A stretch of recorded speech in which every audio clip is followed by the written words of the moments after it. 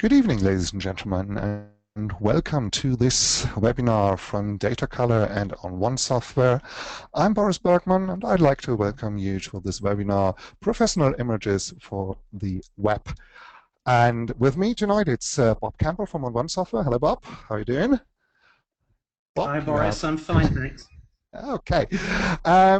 So first I'd like to give you a very short overview about the webinar. Bob and I, we have set up the webinar content, and we will have parts from onOne software and Datacolor, and to create a mixture for tonight. So it will be more or less interactive between him and I. And we will have question and answer sections in the end of the webinar, so you can enter all the questions you have at the end of this webinar. Okay, so another information I've seen, there's a lot of traffic in the internet at the moment, so it might be possible that there is a little fading on the sound or something. That is due to the traffic of the web. I'm sorry I've seen this, but this is real life situation that cannot be avoided. Okay, so it is Bob and me today, and I will be the one who will do the beginning part, and the aim for today is to get you a little bit closer and more familiar how to have the best possible output for the web from your images. And therefore, there are a few things to think about. And first is a very general issue. The question is, where is the correct color? You take your images with your camera, as you can see in step 1, and the images will be saved first on the compact flash card or SD card you have, and you save it onto your computer. Okay, no problem. On the computer, as you can see on the hard disk, the color is okay. So the file is okay. Maybe a little bit under or overexposed, but it is as it is. So, and now there's the next point. Do you know your monitor is calibrated? If your monitor is not calibrated, if your monitor does not show colors in the right way, you will not see your image in the way it was taken. This you can see here by a little greenish tint. So, and if you have a look from the camera, you will see it in the camera it was okay.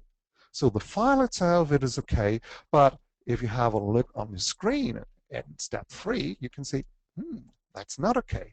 So, but what you will do, you will sit in front of your computer and you judge the image by what you can see on the screen. So the screen is to judge the color. That's what you're thinking. Okay, no problem. You say, okay, you will do a correction, what is mentioned here in step number 4.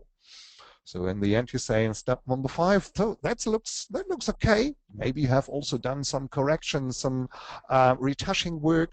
Okay, everything is okay. When you save this, it will be saved. But due to the reason the color was okay in the beginning, and due to the reason your screen did not properly display the color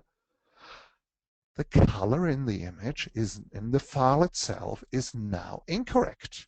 And that is saved in step number 6 here onto the hard disk. And as soon as you print, you say, oh, that's not okay. And the very first thing is you claim this is an issue with the printer. So you might be reprint and say, okay, I have to change something in the driver and so on. And if you give it to somebody else to do a printing as a service, you say, okay, they did not do a proper job. You complain about their job and so on. But where is the issue? The issue is the monitor. Because if you compare step 2 and step 6, you will see on step 2, the color is okay. On step 6, we have a color shift. And as I mentioned before, the color shift, reason for the color shift is just due to the reason you judge your images by your monitor. So that means, Bob, on the other hand, the monitor has to be okay, right? So, okay. Absolutely. Great, thanks. Okay, so if you think in a different way approach onto this problem, the question is, which monitor is the right one? And if you go for one of the superstores where you can buy computer equipment, you can see all the computers there, and you can see all the monitors. Have a look at the monitors. If you are lucky, they all show the same image, and you will see they are not identical. And you can see here some different samples of monitors showing different results in the end. And there's different display technology. There are different monitor types, normal gamut, wide gamut. So monitors that can reproduce sRGB only. Other ones are even not able to reproduce sRGB. And on the other hand, we have the more advanced monitors that are able to reproduce Adobe RGB. So that will be a different.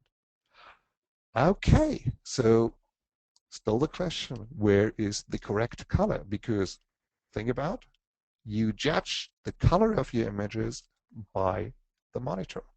So the monitor is the window to your images. Okay, there's a next step to think about. If you have a good monitor and the monitor gets older, and if you have a look on the on-screen display functions of a mid-range or upper class monitor, you will see there is a counter on lifetime hours of usage. You can look it up and you will see how many hours you have used your monitor. Due to the reason there's an aging process that is coming by the LCD, the crystals, and of course the backlights and the RGB filters that are used inside the monitor. They will aid and age, and so you have a fade in color. So there's a second reason why a monitor will change and will maybe does not show in the end the correct colors. Okay, so question, what shall we do? The solution is monitor calibration. Bob, how often do you calibrate your monitor? Can you tell me, please?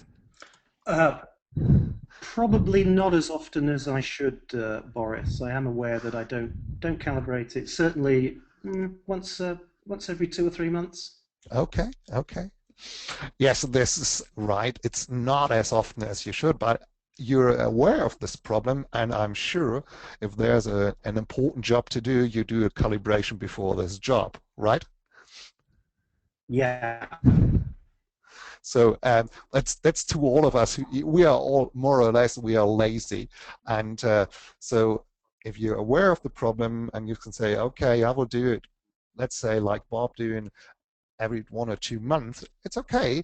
But if you know about this and you see you have a good and important job to do, if you want to do a retouching of an image, what you want to use for yourself because you want to have it produced on LED bond, and that's very expensive, so it's very important you will do the calibration before you do such kind of job. So that's the point here. So the next question could say that there are people saying, oh, you see, I'm working with colors for ages, and I know I can see colors and I can judge color just by my eyes, and I have a monitor that have a lot of sliders so I can adjust myself just visually. And if you do a visual calibration with your eyes, sorry, this is something that doesn't work.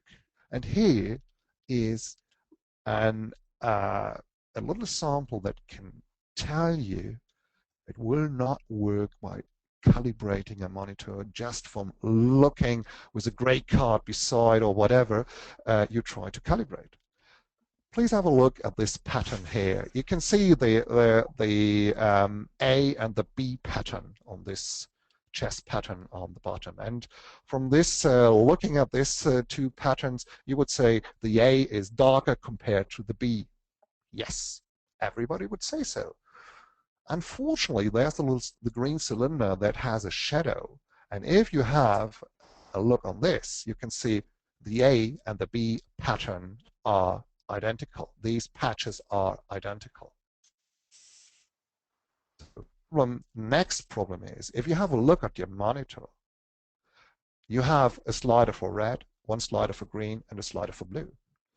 But if you look, for example, on the red curve or on the blue curve, whatever curve, you will see there is an input value. Let's say have this axis as an input, and the output is this. And it should be like this, the blue line here.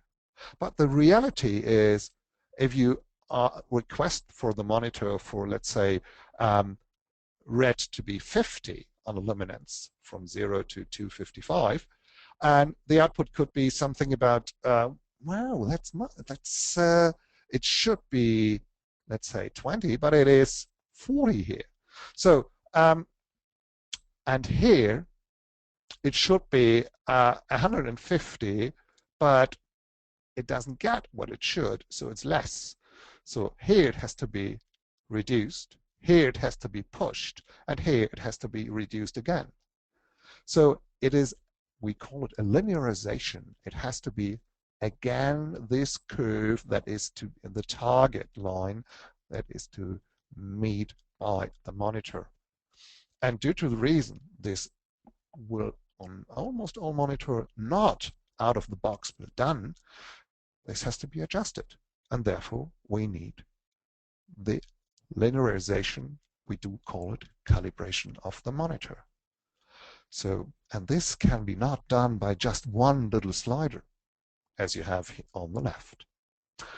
So, sorry, this idea wouldn't work. So the solution that works is use the Spyder. Use the Spyder4, and the Spyder4, there are color references that will be displayed, and the Spyder is attached to the monitor and it's measuring. And then you can see the values that should be theoretical values and the actual values. By comparing the theoretical versus the actual values, the correction curve can be calculated, and that's what the software does. And in the end, it creates an ICC profile and activates that ICC profile automatically. You don't have to do anything in the end. This process takes you, let's say, about 5 to 7 minutes. And if you do it, let's say, every 2 to 4 weeks, it's something you can afford. And the next question is, what type of monitors can be calibrated? And the answer is just all kinds of types of monitors can be calibrated. Even if it's an LCD, it's in CRT, even front projectors can be calibrated. Watch out, not all Spyder, we have 3 of them, can do projector calibration. But the Spyder4ELITE can do. And the backlight, if it's an LED, if it's an RGB LED, white LED, or if it's a classical CCFL on a display, can be calibrated. Even normal gamut, so sRGB, or white gamut, Adobe RGB monitors can be calibrated without any problem. And as soon as you have perfect colors, you can correct your colors as soon as you can rely on. So this is now the time to say it's the next step to take. As soon as you can rely on, Bob, please show us how we can modify now the colors. And Bob, just share your screen with us, please.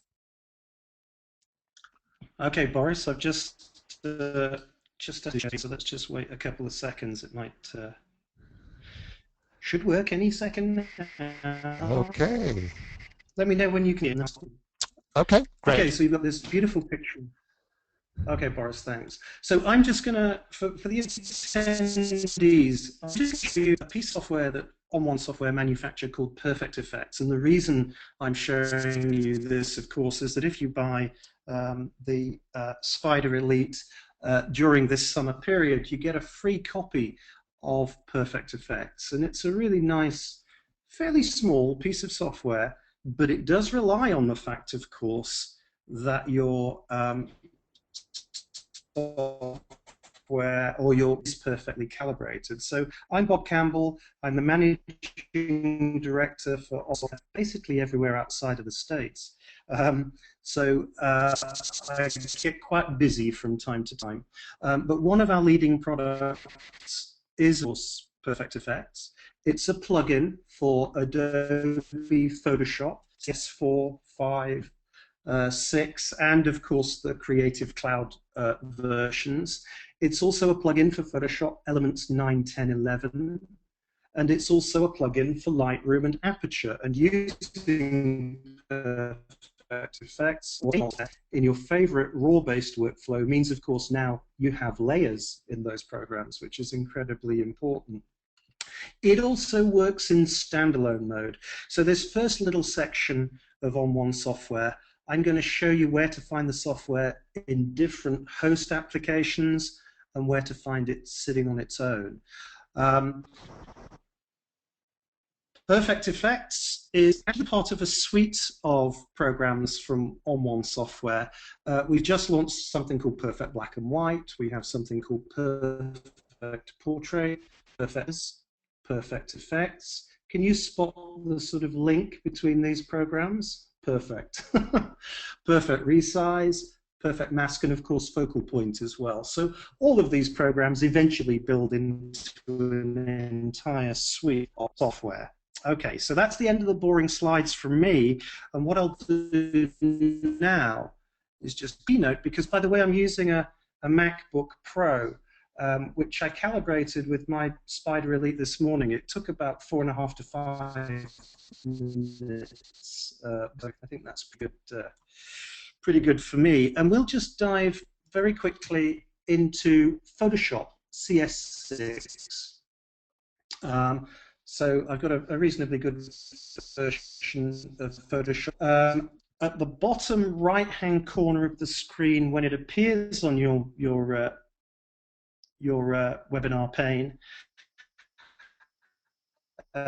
you'll see of onOne software, bottom right-hand corner.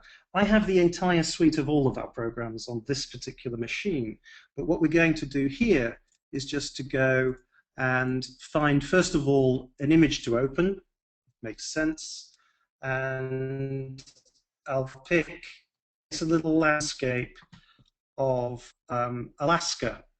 Not the whole of Alaska, but just a part of it. And by the way, there are delays, obviously, when we're using software on a webinar. So I'll try and pause and try and keep pace with what's happening on a section in my office. So hopefully you'll be able to keep up with this okay. So I actually hit open about 12 seconds ago. And finally, we will have a picture on the screen that we can work with. So one thing to note about these images, now that I've calibrated the machine, there's a significant difference in the way images appeared before and after the calibration process, which is fantastic. It really tells me that I've got to keep calibrating, obviously a little bit more than once every couple of months.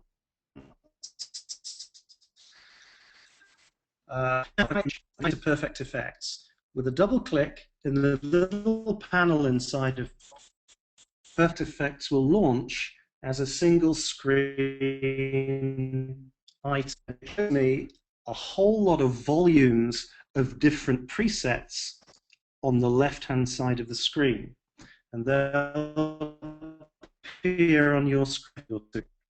What we're going to do is to just look at a couple of volumes of presets, and we'll apply a couple so you get the idea of how Perfect Effects works. And the first thing we'll probably look at are some basic brushes. And if I click on the basic brush volume, I get a whole list of different presets on the left-hand side of the screen.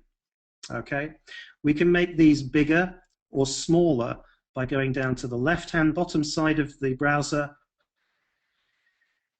clicking on a single effect to view. All of these effects are applied by brush, so it's very nice, as you'll see. And the effect that I'm going to use is an effect called Brush More Color. Now I know that the colors that I'm looking at are the right colors, at least for this particular MacBook Pro. I'm going to click on the effect, and nothing happens, which is a little bit disappointing, until you realize that you have a based effect. So obviously you select the brush, which automatically selects for you, and you brush the effect into your image. Now I'm using a mouse. I could use a Wacom tablet for this. I have Wacom controls that will control the opacity, but I know a lot of us online will be used to using a mouse, perhaps more than a Wacom, and I'm just brightening the color in the foreground area of the image. So I'm painting the effect into one preset to an image, the whole image changes, and we'll see that happen later. This particular image, I'm just going to change the softness. I'm going to apply something called the perfect brush, limit the area where the effect is painted into. I have opacity controls, obviously brush size controls, and I can get my effect in. Now, the good thing about a lot of these effects are that they're actually quite, that means they're not going to make very aggressive changes to your picture. And therefore, that means that if you don't have your screen calibrated in the first place, you might not even see what effects these will have on your final image before you print it out. There are lots of paint-in effects. In fact, I'll try another one now called Brush More Punch. And now you can see much more of a change in the bottom left-hand corner of the image. You may be able to, by mouse clicking, as I work furiously, and this effect into my image. It's adjusting the texture, it's adding more color saturation, particular part of the image, and it's doing a really nice job. Now the background, so fading into the background a little bit more, which is what I want. The foreground, the rock face on the left-hand side is much more elegant. What I do now, of course, because I'm running a plugin inside of Photoshop, I say apply. And when I hit apply, the whole process goes back into Photoshop. The effect that is available to me is a complete new layer. Okay, so your screens will change again in a few seconds. I'm back inside of Photoshop already with the correction and adjust my image. Now, Boris, do I have time to go on another minute or so, or what do you want? Please do so. Okay, so what I'll do now then is to leave my Photoshop. I'm still waiting for the it's a little bit of time tonight. So there's certainly some delay on, you were right, Boris, there's definitely a delay on the web tonight. It must be really busy. I thought everybody would be outside tonight in bars and pubs enjoying themselves. But it seems like loads of people are online. There's my layer. There is my original image with some subtle changes made to the rock face on the left-hand side. Now, let's leave Photoshop, because what I want to do, and hopefully it will take about a minute, is to go into Adobe Photoshop Lightroom. And as I said at the start, all of onOne software's programs work as layered items inside of Lightroom, and also they have the ability to become batch processors inside of Lightroom as well. I'm just going to throw away the pictures and select 3 separate images that we're going to apply Perfect Effects. Okay. Now there are 2 places in Find Your Perfect Effects. By the way, when you install the downloadable Perfect Effects that you've acquired because you bought your Datacolor, you get a download link to the onOne software website where you find software. It will find Photoshop CS456 and Creative Cloud.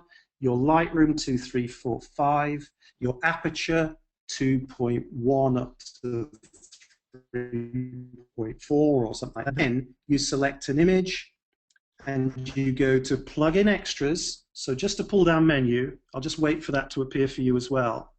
And then you have access to the entire suite, to Perfect Effects, including layers, Perfect Black and White, and the rest of the programs in the suite. Okay. Now, alternative, if you want to batch process effects, is just to ignore File for a second, and this time right-click on the first image in the sequence that you want to batch process. And then you go to Edit In, and I've got that selected on my screen now. So just to emphasize, this isn't as slow as it looks. When you have Perfect Effects on your machine, it will work really quickly.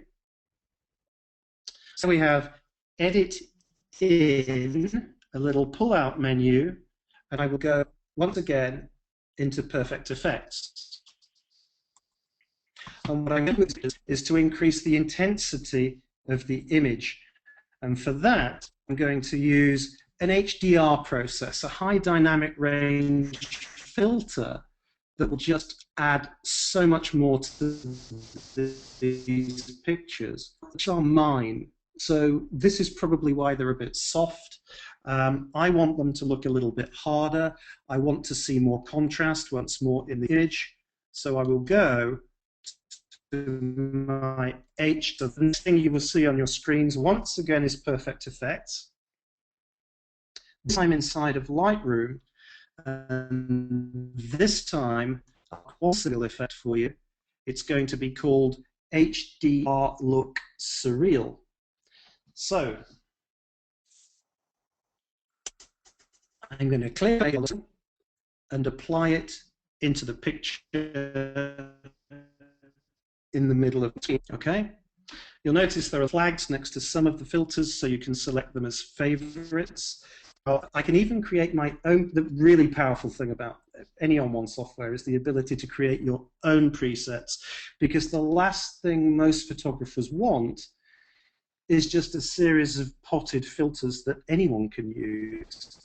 I've created my own presets, and I do it by adjusting the amount slider here to reduce some of the power of the particular filter. I reduce the amount or the opacity of the effect down to, and then what I'll do is to apply that into Lightroom. And basically now Lightroom takes over the effect. It knows what I've done with the fit. We apply the effect back into a Lightroom copy, because we're never going to work on the raw data in Lightroom. We always make a bitmap copy. That's what Lightroom does for us. It applies the effect to the first picture, saves it back into the Lightroom database, the effects for me. The same effect will be applied into the image, and then the third image will open, and we'll apply that. So right now, although Boris thinks I'm working really hard on this image, actually, I could be drinking a gin and tonic and not doing anything, because the software does Lightroom work for me. Okay? So I'm just watching the image open. I'm on the second image now on my machine. You're still on the first. The process, you can build up layers and layers and layers of different effects. And then you can have presets. You can adjust all sorts of controls in the effects as well, on many of them. When you save your own presets, they work even faster because they kind of combine all the other effects together in one place. Through applying, even my machine feels slow tonight, so maybe the combination of a slow machine, a slow bob, and a slow internet. I'm on the third image, which is a church in Abbeville in northern France. In fact, all of these are French shots from last summer. They're just tourist shots.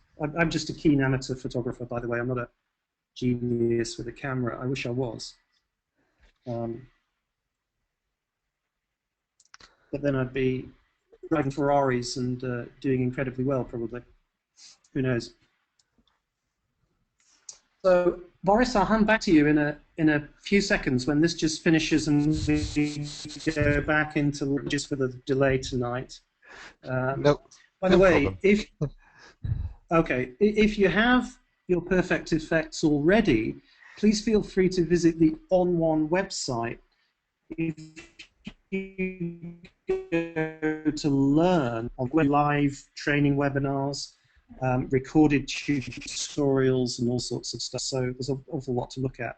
So Boris, it's going to be another 10 or 15 seconds, and then I'll hand back to you, and then you can carry on setting the scene. Okay, great. I can see the progress car running. Yeah, it's just I'm actually in Lightroom looking at the finished images, but it's just the Okay, bar is a little bit slow. yeah, I can see it. Are you on Lightroom now? Yeah, Great. Okay, I'll hand. If you take it back, that's fine. okay, I will take it back now. And 1 second. Here we are. And you can see my screen now again, and we will continue.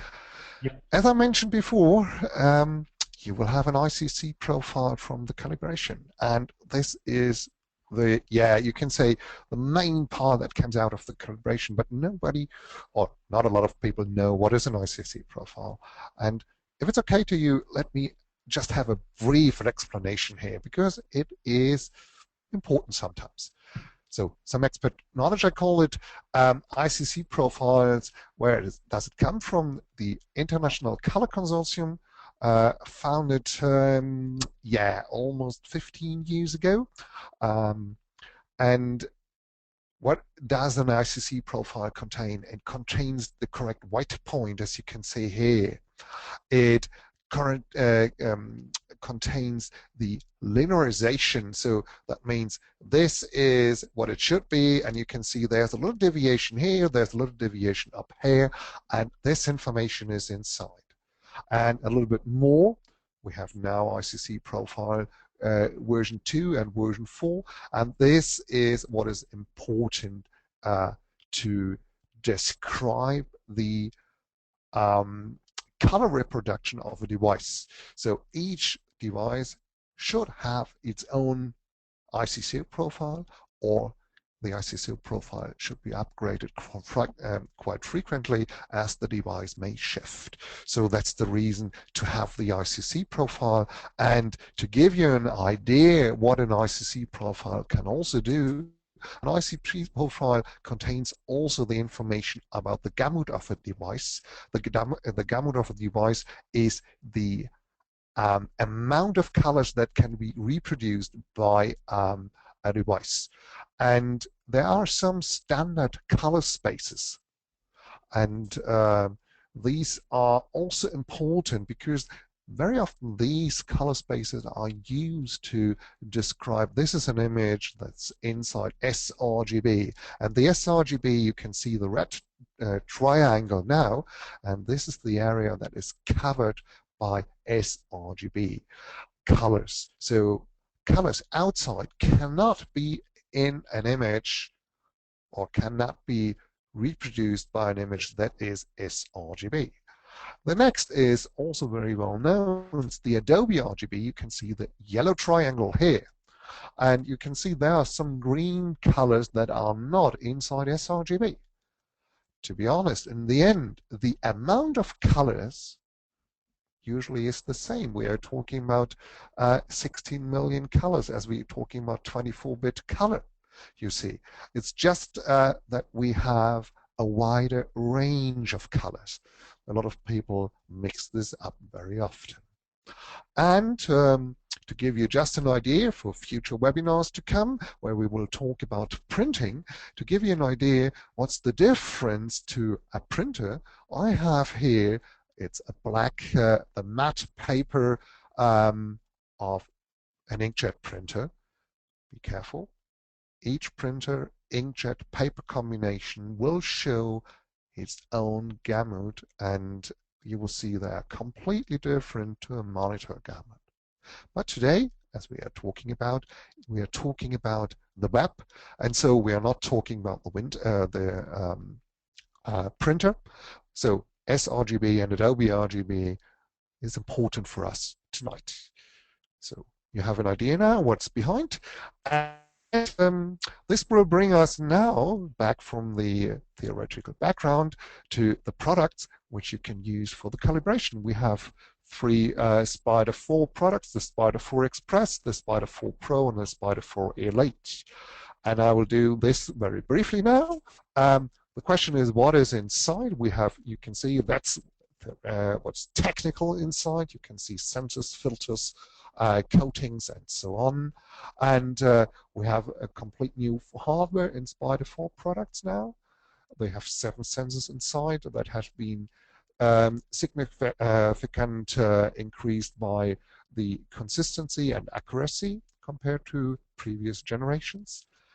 We call it a living calibration tool, and we have a monitor type adaptation. These two things I'd like to explain a little bit.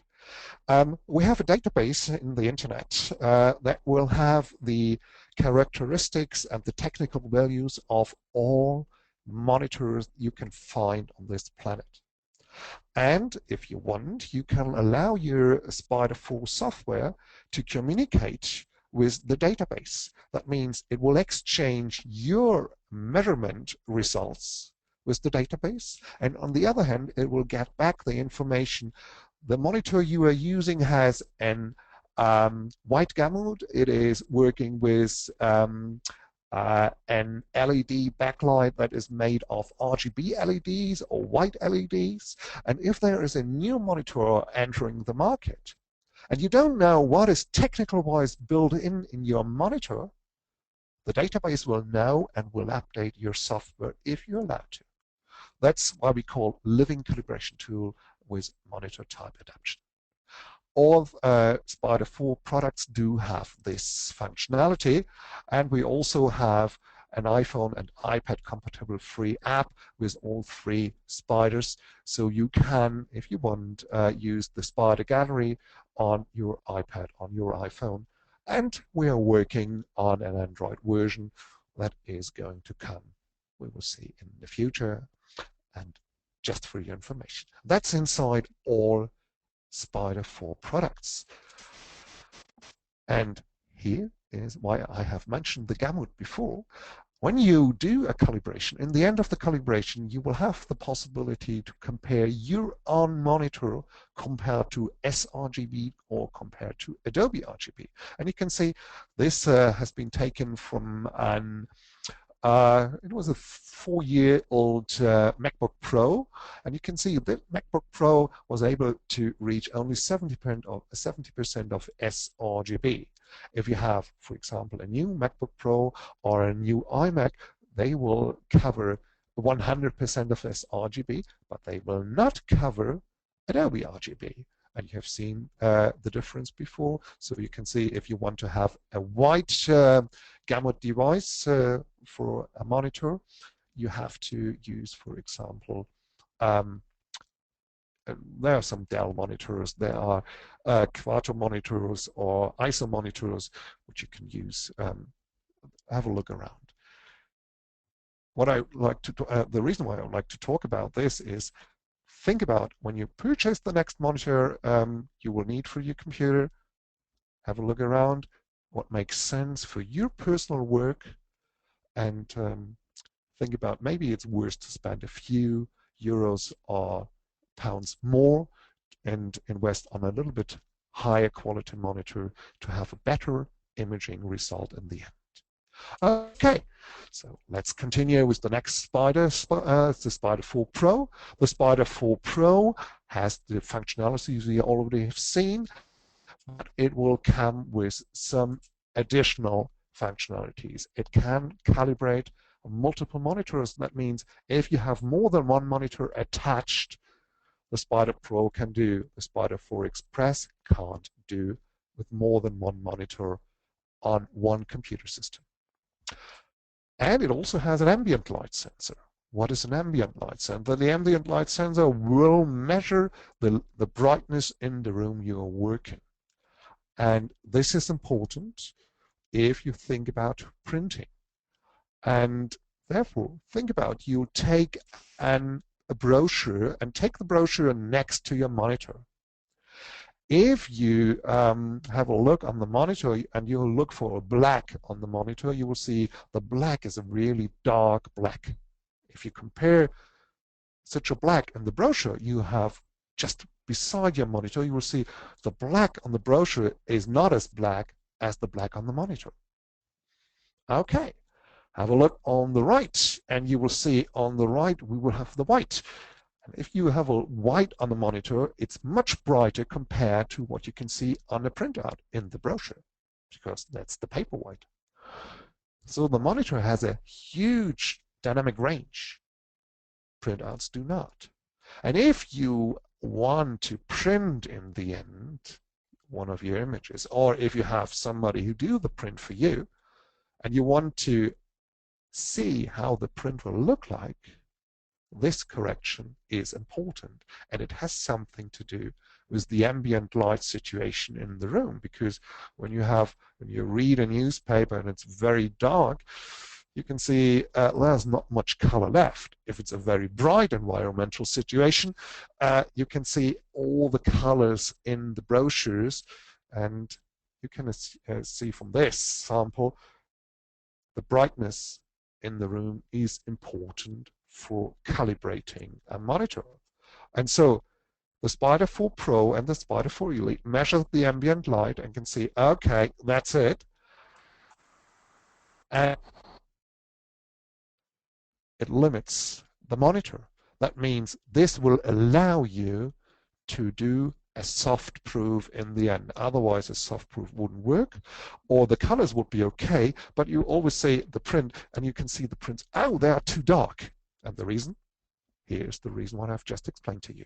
That's the reason why we need the ambient light control, and therefore the Spyder4 Pro or Spyder4ELITE is valuable. So the brightness, the display's brightness is now okay.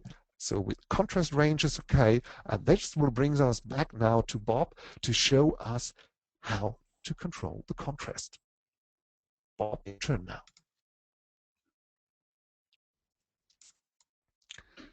Thanks, Boris. So I've just control the screen. I should have. What we're going to look at quickly is the Perfect Effects working in standard mode this time. So it's not using Photoshop, it's not using Lightroom or Aperture or Photoshop Elements.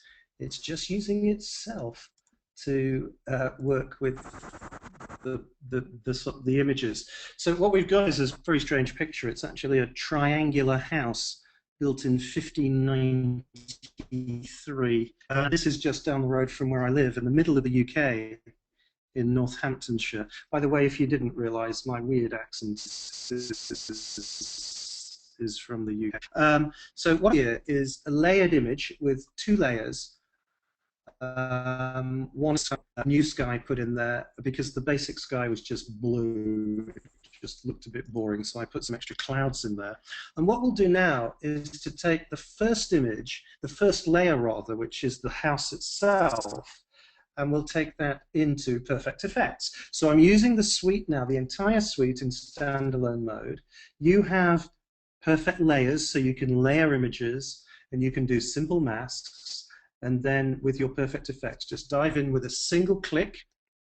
And once again, you see the volumes of effects. So we're going to go for, we were talking about contrast. I've got quite a few different contrast filters here, and you can see them now in the screen. Some of them are blatant, if you will, copies of really interesting photographic styles. So the look is quite a high contrast. You'll see it apply just into the triangular house, not into the sky. And the reason is we don't want the sky to look textured and high contrast. We want the sky and the clouds to look fluffy and soft. So a single click on book will give us a nice high contrast effect. And once again, I can adjust the amount of contrast with the amount slider back in the main interface. So you're looking at a browser at the moment, a grid full of in contrast presets, and then we go back into the main software and just adjust the amount. It is taking quite a bit of time. So with that high contrast, that's nice, but there is actually an effect in here, a dynamic range preset, and I'm going to go down to high dynamic range and just apply that effect in there. And it just does a little bit more to the textures in the image to make it look really interesting. So the house is full of sky. So let's apply that effect back into our perfect layers, which is part of Perfect Effects and part of the suite.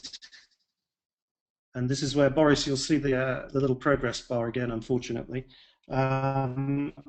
I'm progressing now, and then I'll be back into the image in Perfect Layers hopefully quite quickly. My machine is too hot tonight. It's so warm outside at the moment. We're waiting 2 years for this weather, so we're enjoying it as much as we can here in the UK. It's really nice and hot. Now, what we'll do is, I want to, the sky shot that I've got is just a little bit dull. In fact, I thought it was good before I calibrated the screen, but now I can see that I want to add a little more punch to the. So what we'll do, when we go back into Perfect Layers, which is the kind of, and then take them into Perfect Effects, you layer them and you manipulate them, then go into Perfect Effects. I'm going to select the sky, which is the bottom layer, and just increase the intensity of the blue. And I'll do that just by going, that did take a while.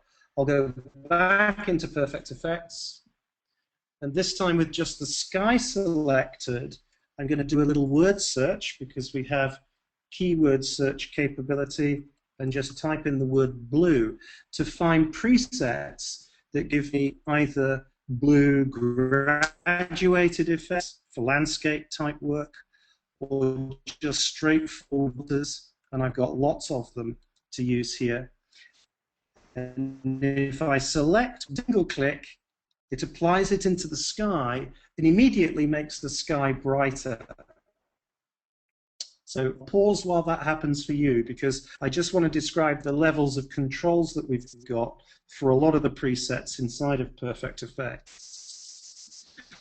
And filters, particularly the graduated filters and the general color filters, we've got total control with something called Effect Options. Okay? Now, Effect Options, which have appeared on the right-hand side underneath the effects stack, where we can see a layer with blue in there, give me things like strength controls. And a strength control is applying a far more saturated blue into the sky. Once again, I couldn't really see that with, I can really see an intense blue.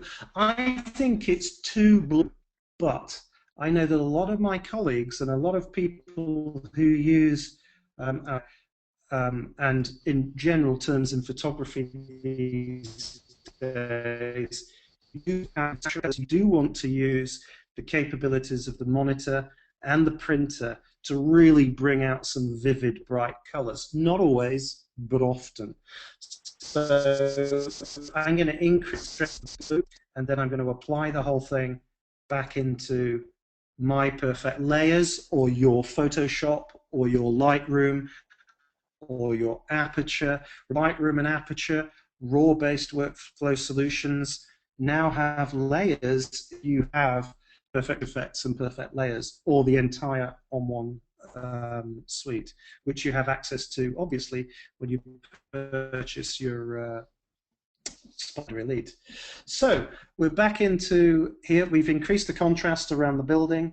We've increased the vivid blue in the sky. And Boris, I'll hand back to you again.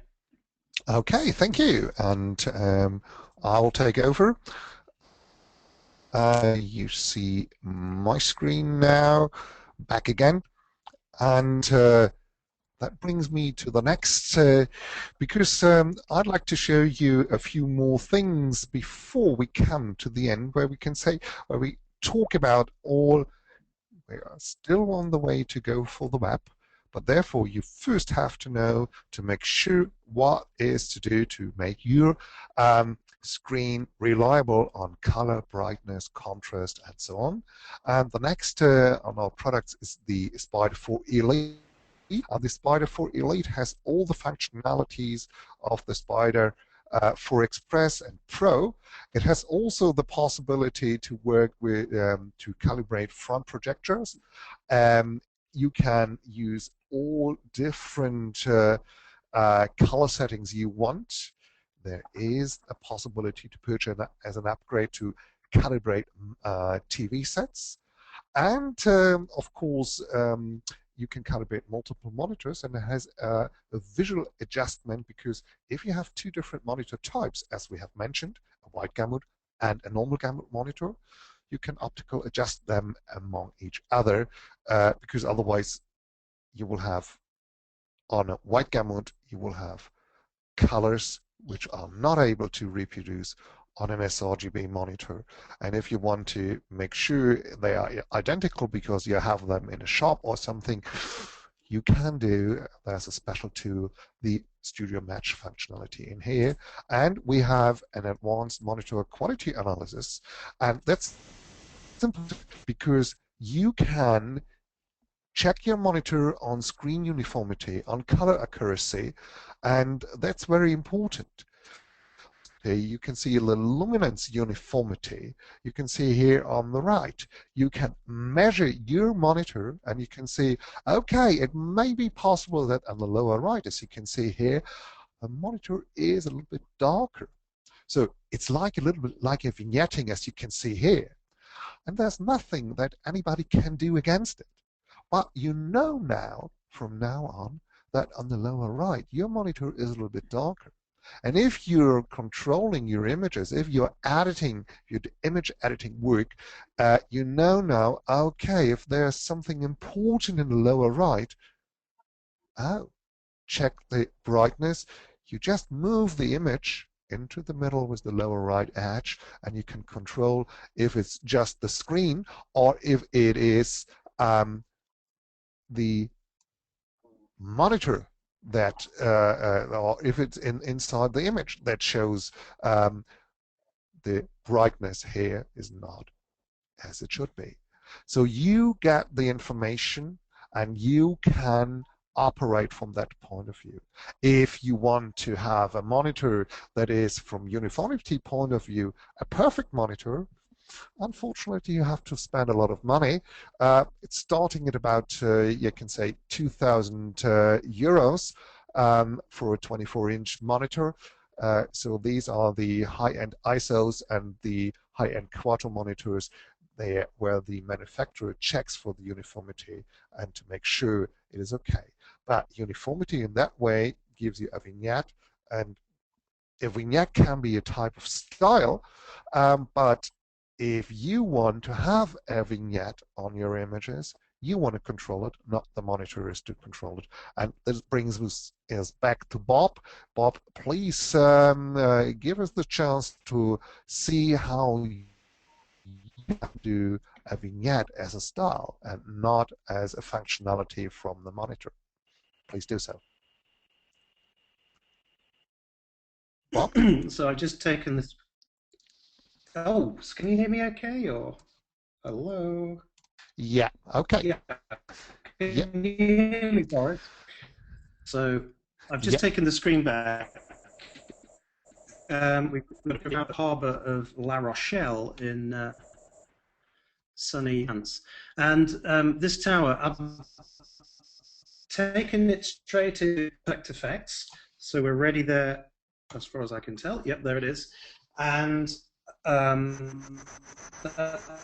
fine. With effects, the first one we'll do is once again a little bit of a kind of sharpener. So we'll just nip into the sharpening filters here, or the sharpening preset, and we'll have texture boosting, which just amazingly it brings out so much more detail in the image that you ever thought possible. And once again, with texture booster, we can adjust very accurately the amount of effect that we apply to the image, so we don't overdo it or overcook it, as we say here.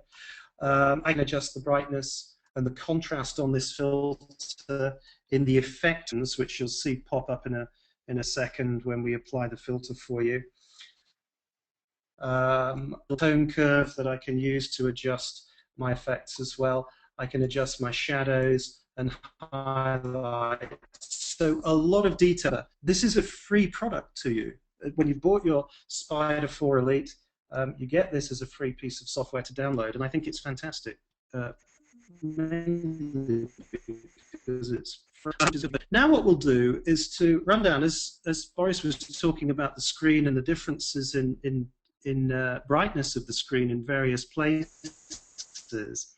I'll just check my little vignettes in here, and I'll just let's find the one where we have a very classic vignette called Edges to Black. Now this is very commonly used by lots of photographers around the world, but specifically a couple of good friends, very high-end professional photographers and good friends here in the UK. And pretty straightforward. It's the basis for a vignette. What I'm going to do, just the feathering of this to make it softer, first of all, and then adjust the roundness of the vignette, and then change the brightness of the vignette to make it a little bit lighter. Okay, so this is a nice. Vignettes are used a lot by photographers to kind of harden off the image, float off into space. But there's a vignette. I'm pretty confident that the image is looking good on my screen because I've calibrated it, so hopefully we've accounted for any soft spots on the monitor. I'm going to lighten the vignette that you can see on the screen at the moment. I've already got mine a little bit lighter, a little bit rounder, so I can adjust my vignette. And if I'm happy with that vignette effect, and also the sharpener that I've applied to the image, I can go to Preset and say Save Preset. And this is the real power of this kind of software, is that we don't have to rely, for instance, on what onOne gives us. I'm going to save a preset name. I'm going to call it Boris. Okay, so Boris, you're famous if you weren't already. And the creator is Bob. And I won't worry too much about a description. I'll create my effect Boris in Architect. I'll then go to My Presets, and in Architecture I will find Boris, and there it is. It's saved, it's unique to Boris, and in this case myself. There's it. There's the increase in contrast and density of the stonework in the tower, and you'll see Boris appear on your screens at the side in the browser. There it is, and that's great. Okay, thanks, Boris. I'll hand back to you to wind up the thing. Okay. Okay, great, great. So you can see now my screen, and this will bring us now to the recommendations, and then we can make sure now the monitor is okay, and this will allow us to take the next step. So recommendations, we say darken your room and use indirect lighting. Use a stabilized ambient light situation. Check for luminance and color temperature. And it's a question if you close the windows and use artificial light, because this is more stable than the natural light from outside. it's your situation. Work with a warm-up monitor, at least 30 minutes running, because if the monitor is not warm up, there's a shifting in the colors, for example. And calibrate your monitor every 2 weeks. That's our recommendation. And of course, if you're sitting in front of your monitor, don't take a red t-shirt on, for example, and avoid colorful walls and surfaces around your monitor, as I just mentioned. And when you have done this, you can make sure that on your monitor, the images are perfect now on your own monitor. And this brings us to the next step to take, because then it is a workflow. The next question is, what about other computers and other monitors? What about presenting on the web? What about other applications and browsers? Do they handle colors in the same way? I'm sorry, they don't. What is the file format to present on the web? So let's have a look into. And this brings us into the workflow, what color for the web. The first is that you take your images. You take them with your camera, either an sRGB or Adobe RGB. And from my point of view, don't care if your normal workflow is Adobe RGB, please stay. If your normal workflow is on sRGB, please stay on that workflow. So if you, whatever reason for you're using Adobe RGB because you say, okay, I have an high-end inkjet printer and that can cover also colors up to Adobe RGB, please stay with Adobe RGB. But do not change during the processing, do not change the image profile.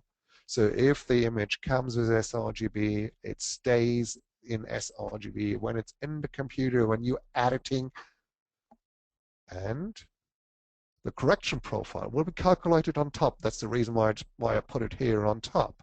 If the image was in Adobe RGB, leave it in Adobe RGB, and as all the imaging, the editing work, you will leave the image in Adobe RGB.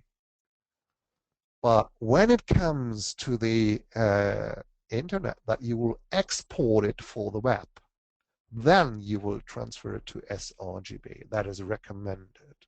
The reason behind is, unfortunately, you see, the Firefox, for example, it's a color managed application. That means it will take the information from the image, and if it's an sRGB, it will reproduce perfectly. If it's an Adobe RGB, it will also reproduce perfectly, but question is, does everybody on this planet has a wide gamut monitor? Unfortunately not. sRGB is covered by, let's say, 80% of the monitors. Adobe RGB is covered by less than 30% of the monitors on this planet. So that's the reason why everybody uses for the internet sRGB.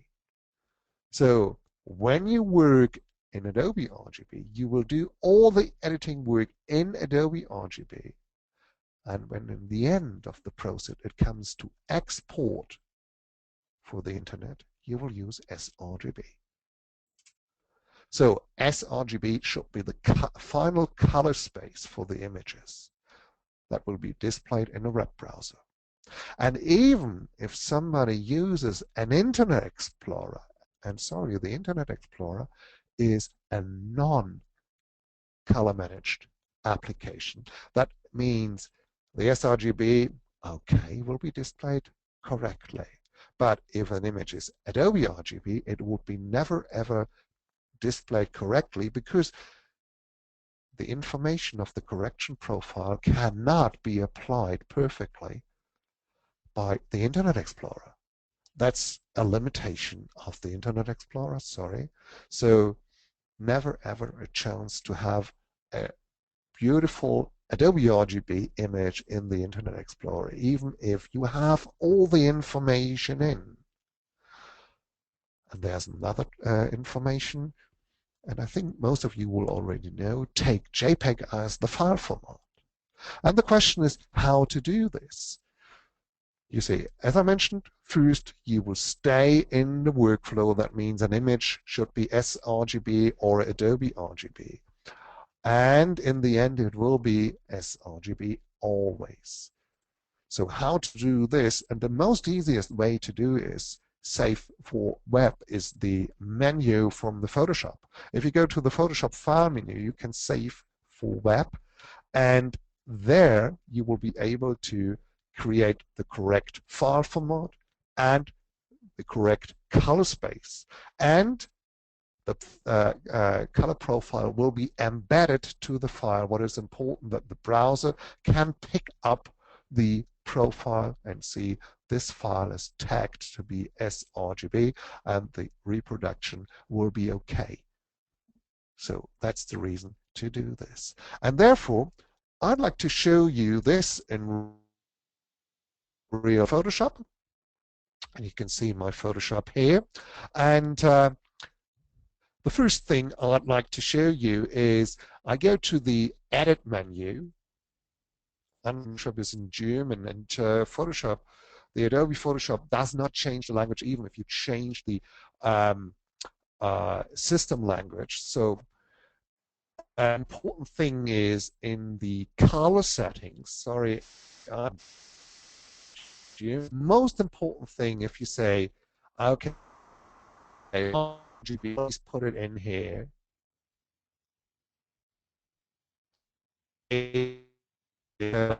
Adobe RGB, you just put it in here.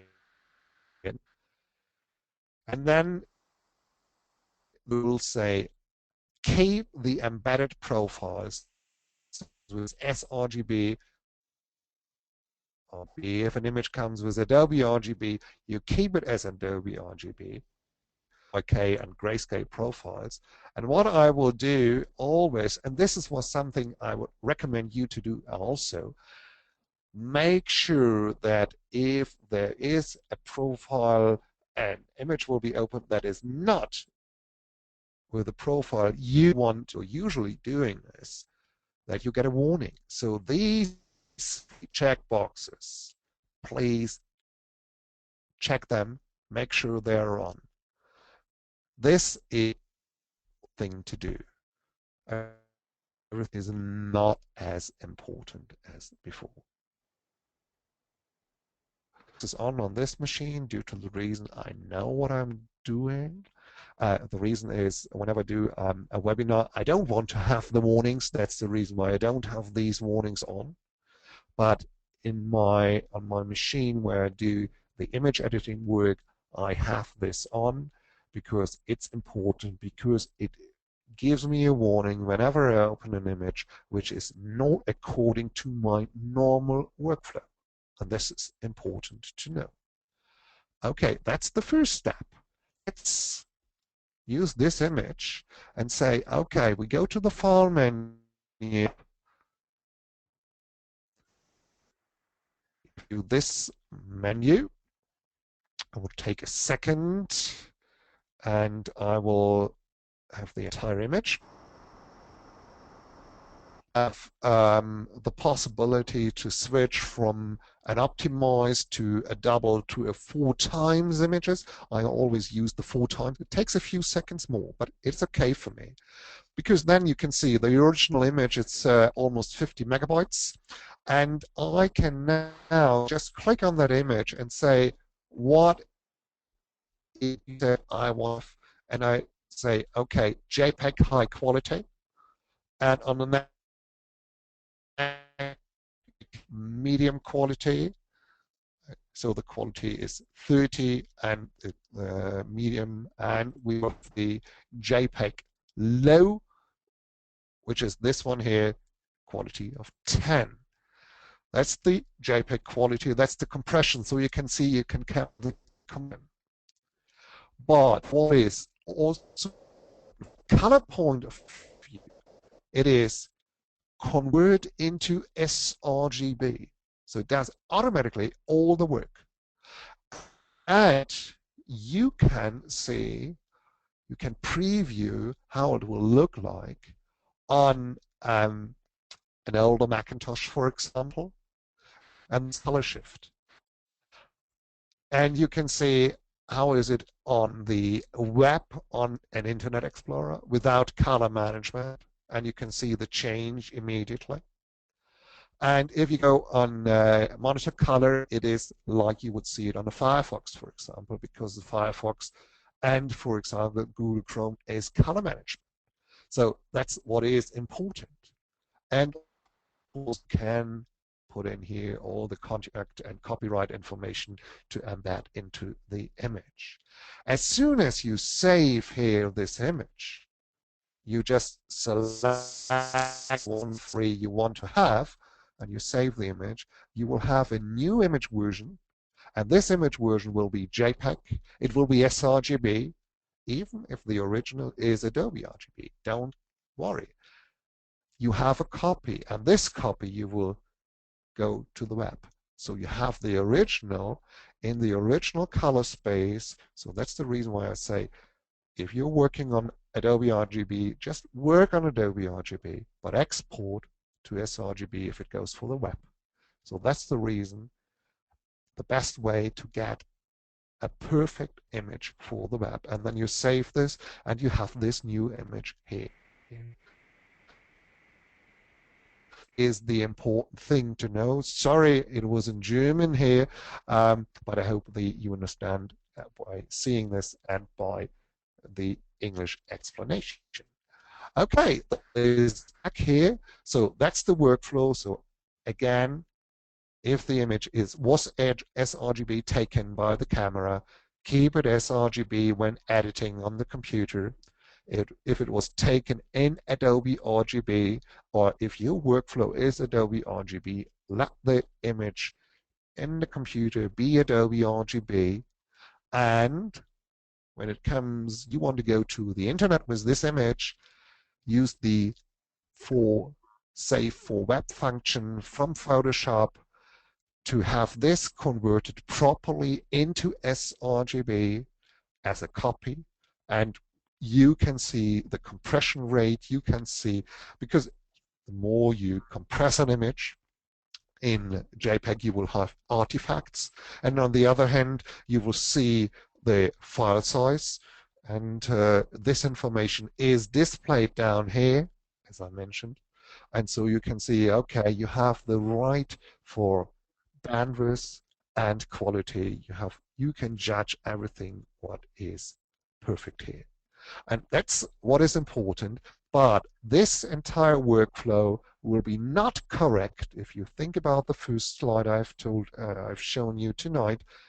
If your monitor does not show a correct color, that means without color calibration of a monitor, all this work cannot be proper done, because otherwise everybody will see a different image in the end. And as soon as monitors are calibrated, all calibrated monitors will see the sRGB color in the same way as you do on your computer. And this is the aim where we are going to present our images on the web. Okay, this will, if you want to learn more, one of my colleagues has written a book about color management from a photographer's perspective, and this book is free of charge, and it's an ebook you can download from our website. He has done this work with an author from the Dogma magazine, which is a very famous German Photoshop magazine for more than a century now. And if you want to learn more, we have more webinars to come. Also, webinars on the onOne software site. And we have technical support at Datacolor. If you submit a ticket at support.datacolor.com or just call us. We have a free European-wide free phone support from 9 to 5 continental time. And for tonight, as Bob has already mentioned, we have special offers for all Datacolor customers. If you purchase Spyder4ELITE or Spyder Capture Pro bundle, where the Spyder4ELITE is inside, within June 18th till September 18th this year, you get Perfect Effects 4 Premium Edition as download for free. You just have to activate your Spyder, and with the activation mail, you get the link to download. And for everybody who have purchased one product, you get a discount of 20% when you purchase a Spyder 4 Pro or Spyder4ELITE. This is valid till September 30th. Just go at spyder.datacolor.com/onone/-offer. Okay, Bob. Now I would say I will open the question section now. So to everybody, if you have questions, just let us know. There, go to the main go to web